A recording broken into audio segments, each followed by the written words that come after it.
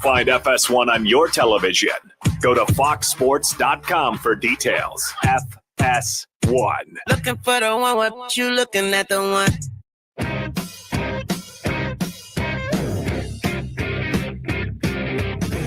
This is the Doug Gottlieb Show on Fox Sports Radio. It's Doug Gottlieb Show, Fox Sports Radio. For over 40 years, Tire Rack has been helping customers find the right tires for how, what, where they drive. Ship fast and free, backed by free road protection with convenient installation options like mobile tire installation, TireRack.com, the way tire buying should be. Let's get you that Tire Rack play of the day, care of the Mariners Radio Network. Pitch on the way, swinging a line shot deep down the left field line. Has it enough? Yes, it is. Goodbye, baseball.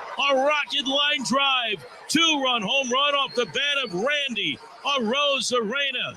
And it's now the Mariners 3, the Angels 1. That one, of course, the Mariners Radio Network has the Halos drop another one. They're now 5 games below 500. Thank you so much for picking that as our Tire Rack play of the day. Mark Dominic around the corner. We'll talk some NFL with the former Tampa Bay Buccaneer general manager. But first, let's get an update on everything else in sports. Here's Dan Byer. I'm going to talk about the NFL right now as Minnesota Vikings wide receiver Justin Jefferson is not going to practice, sitting out with a mild hamstring. The team says that Jefferson will be reevaluated sometime next week. Jets quarterback Justin Fields returned to practice today, a day after dislocating a toe during yesterday's workout, while the NFL Network says it's a high ankle sprain for Cowboys tackle Terrence Steele. Not expected to be serious. Steele, though, will miss a few days of practice. Free agent tight end Noah Fant visiting with the Saints after speaking with the Bengals, according to Fox NFL insider Jordan Schultz. And Browns linebacker Jordan Hicks announced he's retiring after 10 seasons. More than 100 players under investigation by the NFL for selling their Super Bowl 59 tickets above face value. Yes.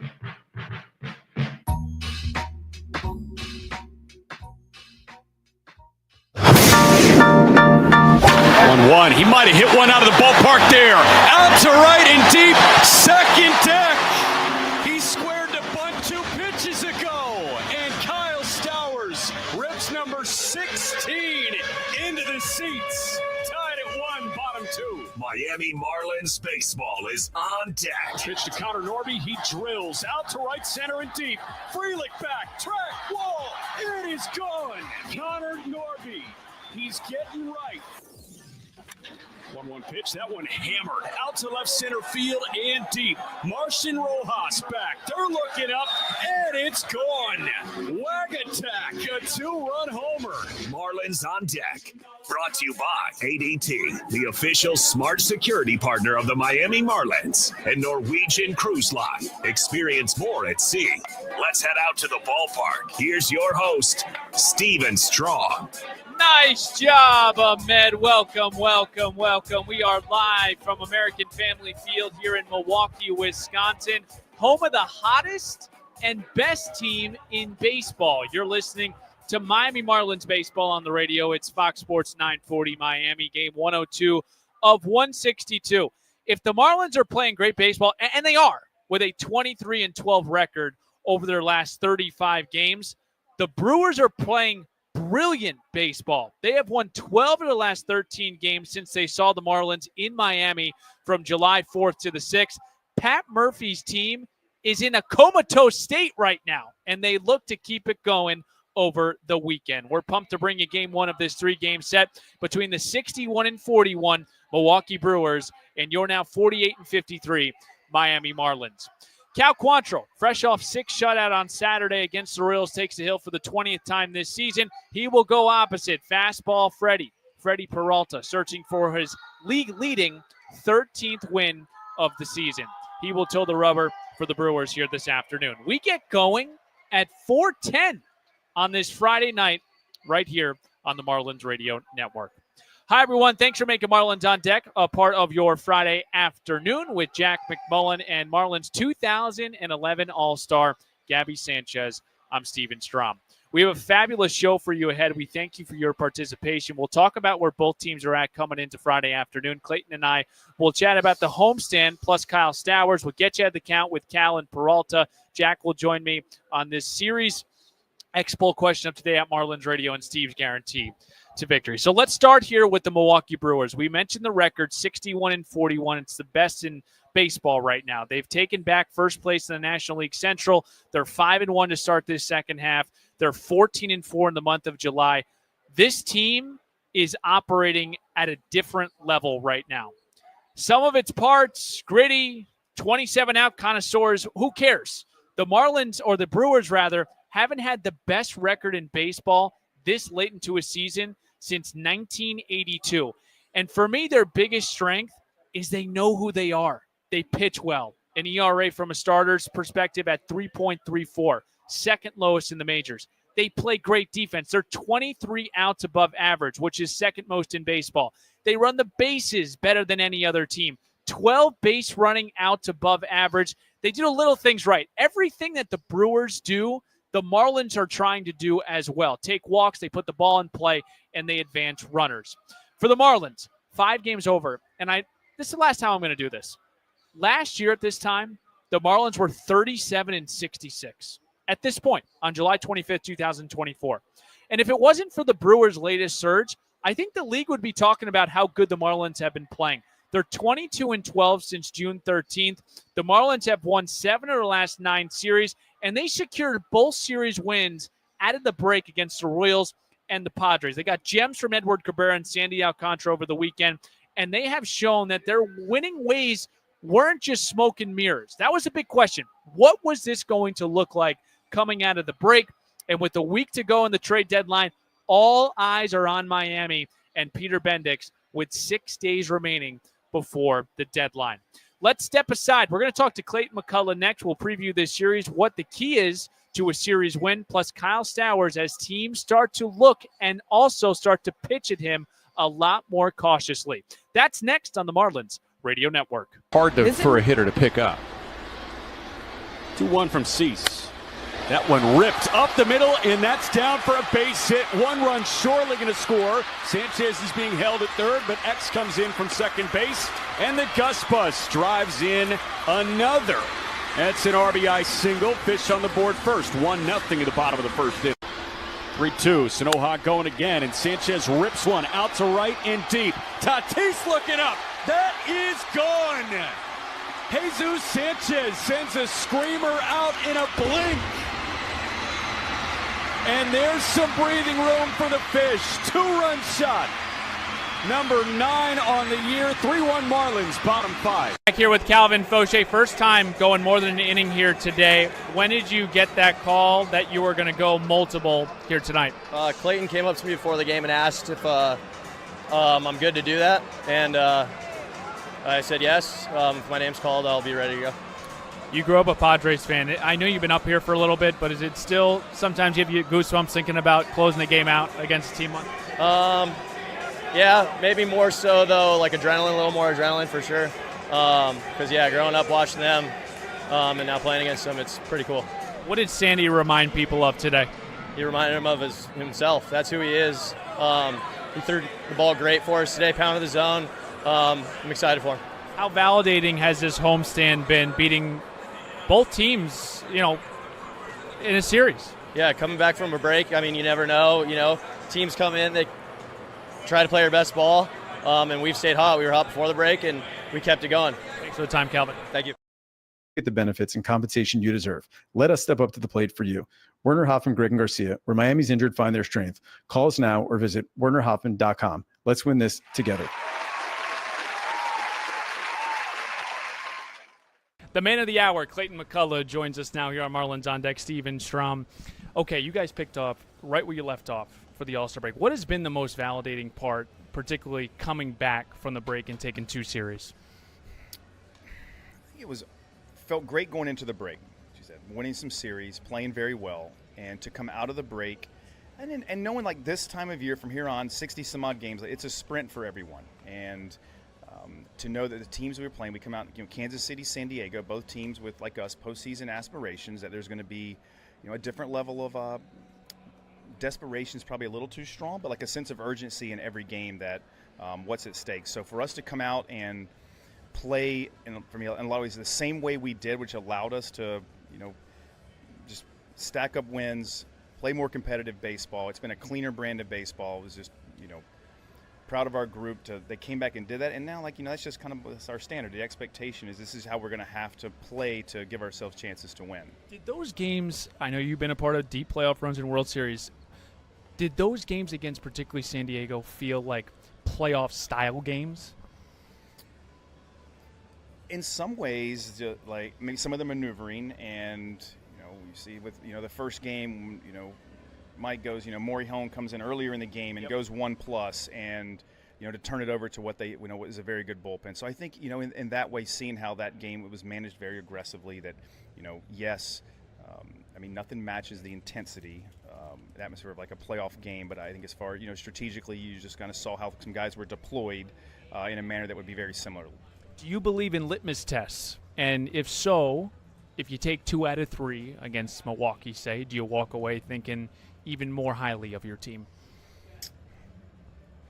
I think we'd feel very good about if we had a chance, if we won a series here on the road against which is a very good team who's been playing very well. I think it would it would feel great. I don't know if it would validate any more what's gone on to this point. I think we just have to appreciate how tough it is to win a game each day and what that takes. And like our group now, it goes out and it feels like they're just going out to play regardless of who the opponent is, and knowing we have to go play in some ways like what allows us to win and be successful. And I don't think now at this point they are too concerned with who we're playing, and we're just more focused on how we need to execute in which you do to win games. Clayton McCullough with us now with Kyle Stowers. 70 plate appearances this month, 10 walks. You're starting to see teams really pitch cautiously to him. They should. How does he avoid not pressing or trying not to do too much? Great question, and something that even the other day on the bench, he had an at bat where he punched out 3-2 looking, and it was like kind of down and in, gets clipped, and the conversations he was having with our hitting guys after, they're like are showing like some real signs of maturity with Kyle. Like he was okay with that strikeout. And we told him like you need to be okay with that, and yes, that the next part of you continuing to be like a force offensively in this league is to understand how you're being attacked, and at times sometimes just taking what they give you, which might be a walk, and you're being okay with that and not trying to do too much or make up for, not getting pitches in areas that you're looking to go to do damage on that. To hit in the middle of an order every day and you put up these types of numbers, your discipline and your stubbornness are going to need to win out. So you don't get caught, as you said, trying to chase around too much and try to maybe make up for not getting as many pitches in areas that you're normally getting. Last one for you with Freddie Peralta. I was looking at his splits. I think he's in season 8 now. He's never had a month less than the 3 ERA. I mean, it's pretty remarkable. But with the fastball, what do you see when you watch Freddie Peralta's fastball? Yeah, it just it feels like it has another gear. It gets on hitters. It jumps on them. It's not only the velocity, but I think there's the extension. It's how it plays at the top of the zone. There's some late movement. The movement that when it's coming in there and how it jumps and explodes. I think guys feel like they're on it a lot of times, but then you're just under it, or you swing through. So, it's with no secret. There's not many secrets anymore in this league. Yeah. And for someone like Freddie to have that run of success year after year like he has, it shows like it's a special pitch that. Everyone probably game plans very similar against him. It's just harder. It's easier said than done to actually be able to go out there and, execute on him. Thank you for the time as usual, Clayton. Really appreciate it. Well, break. We'll get you out of the count. Cal Quantrill, Freddie Peralta, 4:10 first pitch right here on the Marlins Radio Network. And Stowers hits one well out to left center field. Merrill back on the track at the wall. He's looking up, and it's gone. That thing just kept on going. Kyle Stowers out to left center field. Fish on the board. They cut the deficit in half. Homer number 22 on the year, and it's 2-1 Padres in the bottom of the fourth. To a righty is perfect. First pitch to Augustine. Little dribbler. Third baseman Machado charges. He's got it on the bare hand. He fires to first, and it's up the right field line. Otto around third. He's getting the windmill home, and he will score. Augustine legs out an infield single. Machado got greedy. He tried to make a top 10 play. It results in Lopez scoring from first. Smarslock, actually, the first base coach earlier today. Stowers golfs one into right center field. That's on a line. That is in for a base hit, and it's going to two-hop the wall. They're going to windmill Augustine home. Relay throw coming home is up the third base line. It's an RBI double as Stowers pushes to third on the throw. Been caught once. 0-1. Oh, and a little swinging bunt. Cabrera's got it. The toss is coming home. A tag from Ramirez, and they get Arise. Arise hit the deck, a head-first dive. He came up kind of gripping his wrist, but that a tremendous play from Edward Cabrera. 0-1. That one tagged into left center field. Sheets on the move. He's not going to get there, and it one-hops the wall in left center. There's insurance. Hernandez around third. He will score. Sanohawk going to third, and he's got an RBI triple. He beat out the relay with a head-first dive. Javi, the spark plug. Questions and availability. Allstate Fire and Casualty Insurance Company and affiliates, Northbrook, Illinois. Hey, this is Nick Fortes, and you're listening to Marlins on Deck with Steven Strom on the Marlins Radio Network. All right, folks, we're rocking and rolling here on a Friday afternoon in Milwaukee. Listen to your Marlins on the go. Download the iHeartRadio app and make Fox Sports 940 your top preset to listen to every Marlins game this season. Steven Strom, Jack McMullen, Gabby Sanchez. Again, 4:10 first pitch, first of 3 here and first of 6 on the road. We'll play 3 against the Brew Crew. Then we will head off to St. Louis to play 3 against the Redbirds. We'll get you ahead of the count here. Cal Quantrill, 30-year-old right-hander from Port Hope, Canada, settles into his 20th start of the season. 5th season for Cal of making 20 starts. He's 3-8 this year with a 5.24 ERA across 87 2/3 innings pitched. He's coming off his best outing of the year on Saturday against Kansas City. 6 shutout, 3 Ks, no walks. He retired the last 10 batters. No Royal got into scoring position. It was the first time this season he secured 6 innings. He's given up 3 runs or fewer in 7 of his 8 last starts since the beginning of June. And he faced Milwaukee back on July 5th, went 3 2/3, 6 hits, 2 runs. Cal was very upset when he got taken out of the game. That was a rosin-bag game where he threw that rosin bag right into the mound. He has never made a start here in Milwaukee, and he will go opposite. Fastball Freddie Peralta, 29-year-old in season 8. He's having another heck of a season. 12-4, 2.85 ERA, 116 2/3 innings pitched. This guy's punched out 122 batters. He's walked 40. He secured his 12th win of the season on Saturday against the Dodgers. Allowed 4 runs on 5 hits, 3 walks across 4 innings. All 4 of those runs came in that third frame. He gave up a 2-run shot to Shohei, a wild pitch. Kind of was a chaotic 4th inning for Freddie Peralta, or third frame rather. That start ended a stretch of 3 straight quality starts, but he's had 7 starts in a row that the Brewers have won. He's 7th in ERA in the National League at 2.85, and he leads the league in wins with 12. See, I'm okay with that. Like, we talk about wins and losses, but like when you have a 2.85 ERA and you have 12 wins, then it plays for me. It validates. But, what loses me when guys have, 13 wins, they got a 5 ERA. Not for me. Back to Freddie Peralta. 7 starts, 3 from the bullpen career-wise against Miami. 3-4, a 4.31 ERA, 39 2/3. Fastball Freddie, of course, features that 4-seamer 56% of the time, changeup at 20, curveball at 14, and a slider at 8%. But this guy's pretty much a 4-seam changeup heavy guy, so the Marlins will have their hands full here today.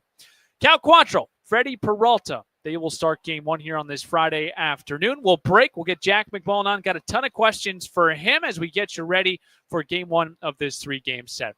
Marlins on Deck continues on the Marlins Radio Network. Upgrade your family vacation with 3 RBIs today. Why not end it here? 1-1. Kyle swinging away, out to right and deep. The All-Star leaves the yard.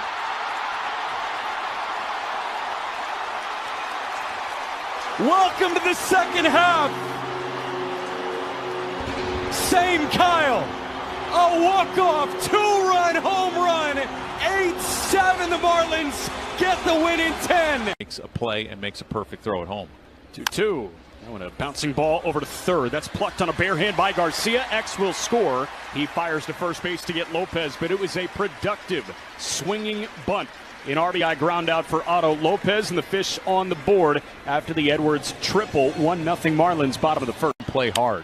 0-2, that one hammered out to left and deep. Lofton back, he's looking up, and it slams off the wall. 1 run in, here comes a second. They hold Sanchez at third, and it's a 2-run double for Otto. Lopez obliterates a baseball. 108 off the bat, and the 2-run two-bagger makes it 3-1 Fish in the bottom of the 8th. Are you starting to feel like there's a little magic to this team right now? I mean, it's always been magic in this team already. So I just feel like we wake up something inside us, like that. It just make us play more fun. Just go out there and enjoy it more, and that's what we've been doing. There's nothing different. How did you see that 8th inning unfold? Oh, we very confident that the players been taking good at bats. And we get out there, just do it. Una línea Unlimited Starter SL requiere Xfinity Internet. Velocidades reales varían. Velocidades se reducen después del uso de 30 gigabits por línea. Los límites de datos y los ahorros reales varían.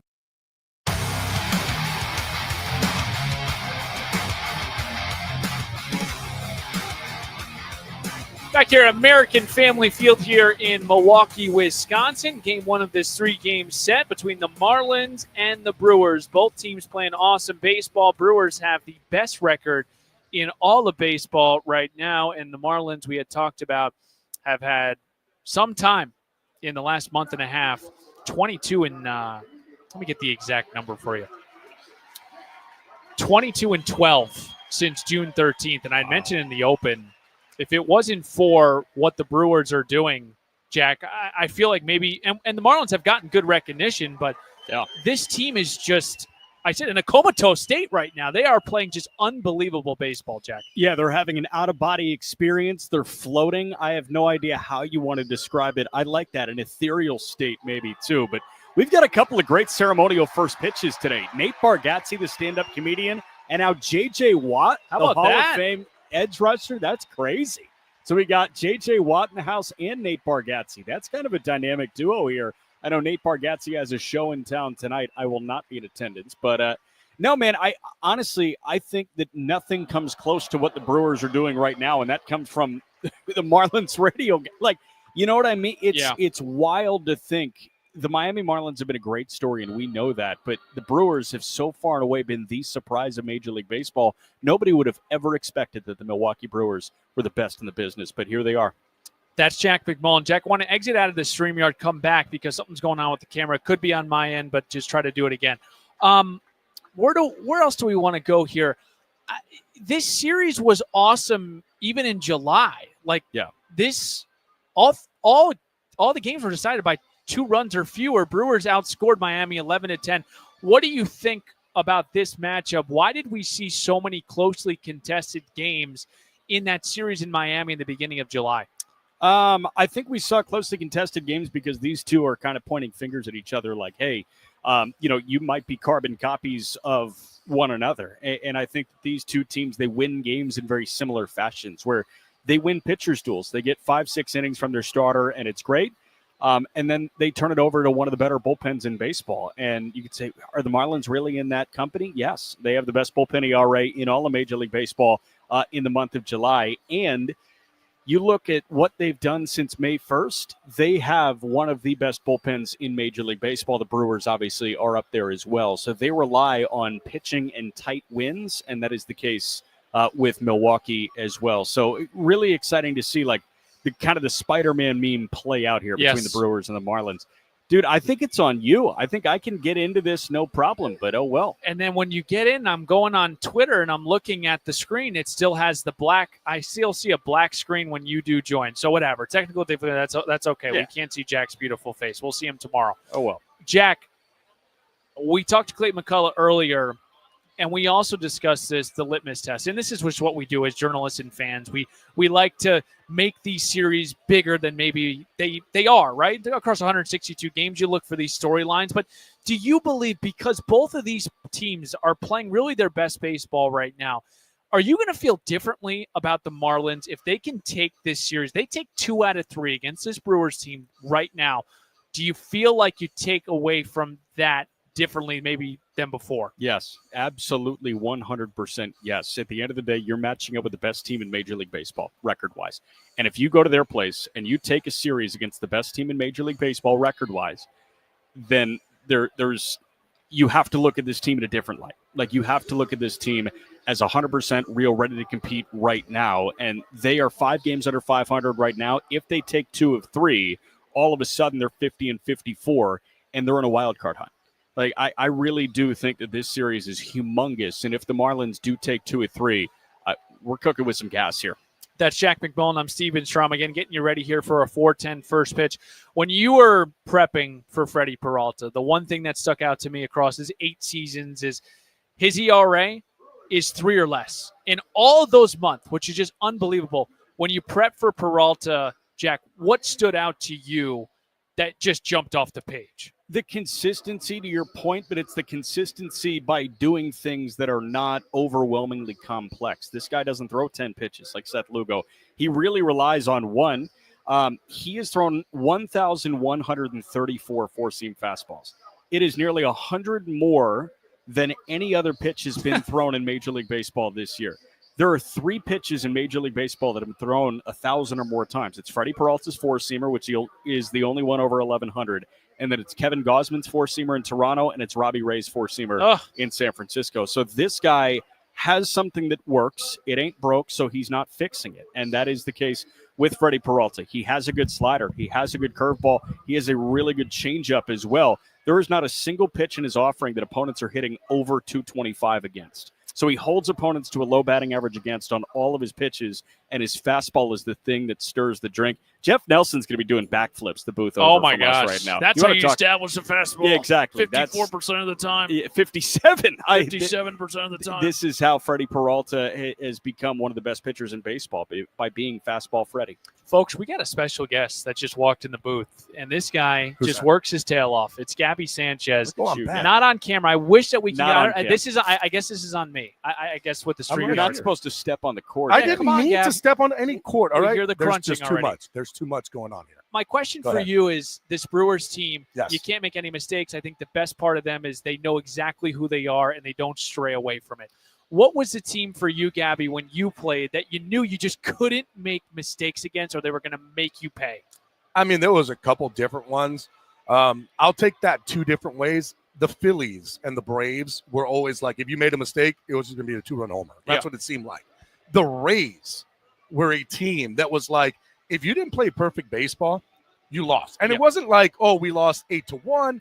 You're going to lose 2-1, 3-1.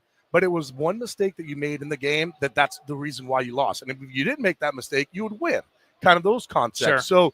So those are the 2 different styles of teams that when you played against the Phillies, boy, you did not want to make any mistakes because a mistake would be a 2-run homer. That's the difference between those 2 teams. You feel like the Brewers, it's not like they have that the dynamic home run guys. You've got 2 guys in Churio and Yelich that will have the double-digit home runs that 3 and 4 hitters that are going to create power. But what they do is they run the bases just like kind of like the Marlins have been playing, right? Sure. Like it's being aggressive on the bases, and we might not hit home runs, but we'll get ourselves into scoring position, get to second, steal third, be at third base with less than 2. That's the style of baseball that they've been playing. It's been working for them, and I feel like the Marlins have been doing the same thing. we shall see. This is going to be an awesome series. I really do believe it. The first time these 2 met was in the beginning of July. All games were decided by 2 runs or fewer. That was Gabby Sanchez and Jack McMullen. We'll break. We'll get our X-Poll question, Steve's guarantee, and then we'll play some baseball. Cal Quantrill, Freddie Peralta. Marlins on Deck continues on the Marlins Radio Network. Visit 1-1. That one hit well. Out to right center field and deep. You got the center fielder Mullins turning around. He's looking up, and it's gone. Welcome back, Kyle. Solo homer in the place that was his first home.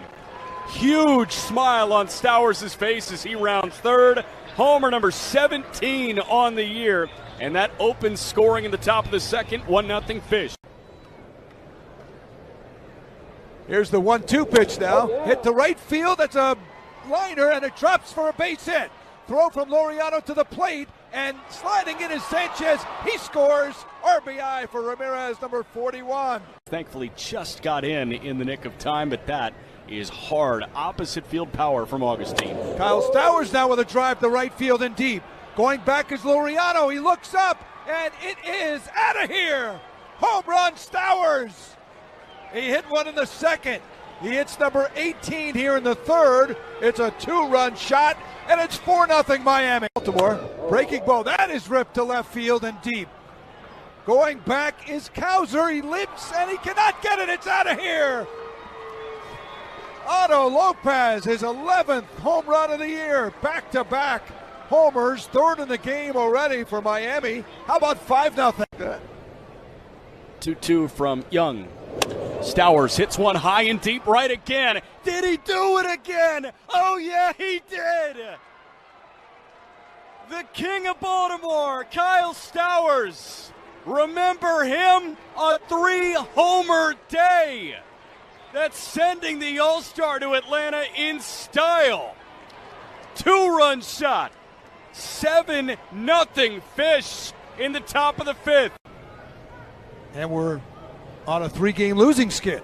3-2 pitch. Runners go with the 3-2 and 2 outs. Base hit right field.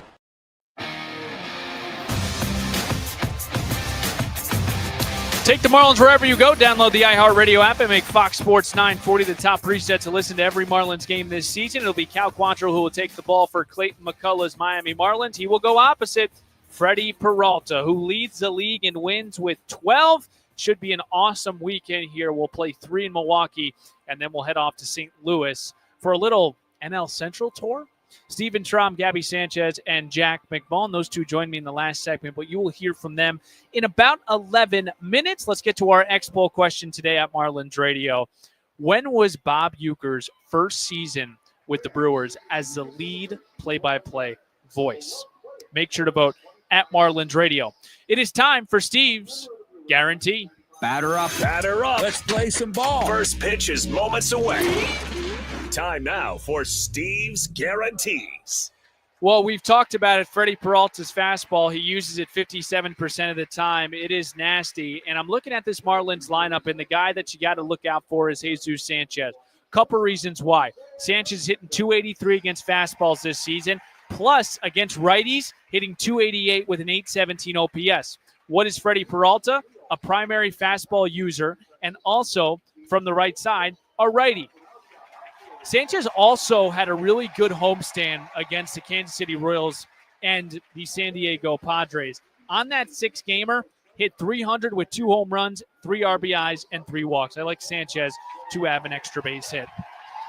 Folks, I hope you got the itch for first pitch, because when we come back, Jack McMullen paints the picture. Gabby Sanchez, he's ready to rock. Starting lineups in first pitch is right around the corner. Thanks for tuning in to the Marlins On Deck pregame show. I'm Steven Strom. Let's flip the M together, Miami. Marlins baseball. It's next. This is the Marlins.